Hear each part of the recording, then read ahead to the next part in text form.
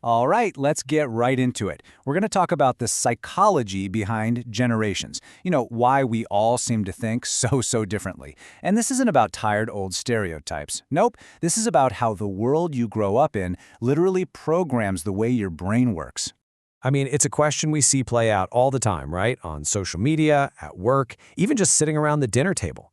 Why does it feel like there's this constant battle between different age groups about values or work ethic or, well, everything? Is it just that people get old and cranky? Psychology says, nah, it's actually way deeper than that. You've heard this a million times. It's a tale as old as time, really. The older generation looks at the younger one and just shakes their head, seeing a decline in, you name it, manners, grit, you get the idea. It's a familiar complaint for sure. But here's the absolute core of it. This isn't about one generation being better or worse. It's about them being different. The world we grow up in, the tech, the economy, the social rules, it all fundamentally wires our brains in totally unique ways. We aren't born different. We're made different by the world we have to survive. Okay, so let's start our little journey with the two generations that were really shaped by a pre-internet analog world. Their experiences set the entire stage for everything that was going to come next. So you've got the baby boomers. They grew up in a world that was literally rebuilding itself. Everything around them, from new highways to suburbs, just screamed progress, stability, and the power of hard work. So their brains got trained on this one really powerful idea. If I work hard within the system, I will be safe. It's why loyalty and respecting the rules are often such huge values for them. They saw the systems actually work. And then things changed. Gen X, often called the middle children of history, they saw a completely different world. They watched their parents get laid off. They saw divorce rates skyrocket, and their brains absorbed one single core message. No one is coming to save you. This wasn't pessimism. It was just reality. And this just lays out the split so perfectly.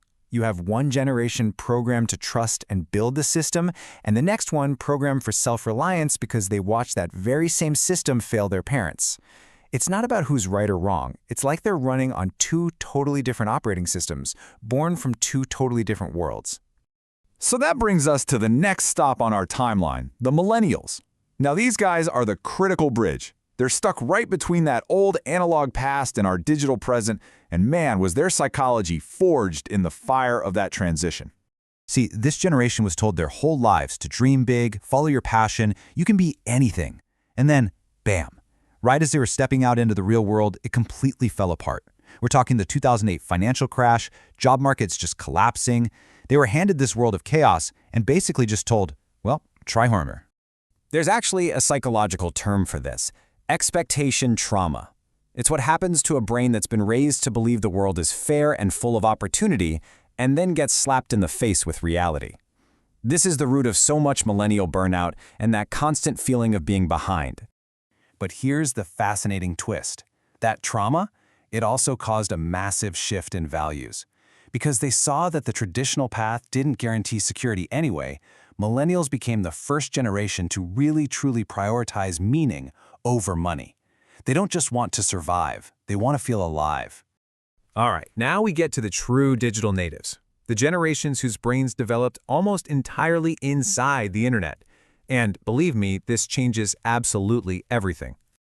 Gen Z didn't just log on to the internet, they grew up in it. Psychologically, their brains are wired for speed, for notifications, for a constant fire hose of information. They can process an insane amount of data, but it comes with a cost. Constant, non-stop mental noise. I mean, think about it. When you grow up seeing everything happening all at once, climate change, wars, social injustice, all in real time on your phone, you start to feel the weight of it all. This isn't them being too sensitive. It's a state of being completely overloaded. Psychologists call it digital burnout, and it's what happens when a young brain is forced to process the stress of the entire planet. And right on their heels, you have Generation Alpha. They are the great unknown. They're growing up not just with the internet, but with AI as a constant friend and helper. Their world is going to be all about hyper-customization. But their big challenge? It'll be learning how to feel real in a world that's getting more and more digital. So when you pull it all together, the big picture becomes incredibly clear. This isn't a story about a bunch of flawed people. It's a story of different people from completely different worlds. This chart just nails it. You see it right here. Boomers saw stability, so their mindset was build the system.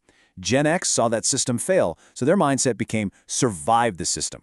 Millennials saw the whole thing break, so they said, I'll find meaning outside the system. And Gen Z grew up in a connected, chaotic world, so their mindset is to question the system. Every single one is a logical response to the world they were handed. And this right here is the single most important thing to take away from all of this. It's not about some innate personality flaw. It is all about the deep psychological programming that happens as we adapt to the challenges and the technology of our specific time. So, the next time you see one of those generational fights blowing up online, just try to remember this. It's not a competition. It's just a collection of stories of different people shaped by wildly different realities, all just trying to figure things out in a world that never, ever stops changing. And that leaves us with one last really fascinating question to chew on. Boomers built systems. Gen Z questions them. So, what fundamental idea about our world is a generation being raised by artificial intelligence going to completely redefine? What will human even mean to them? That's the story that's only just beginning to unfold.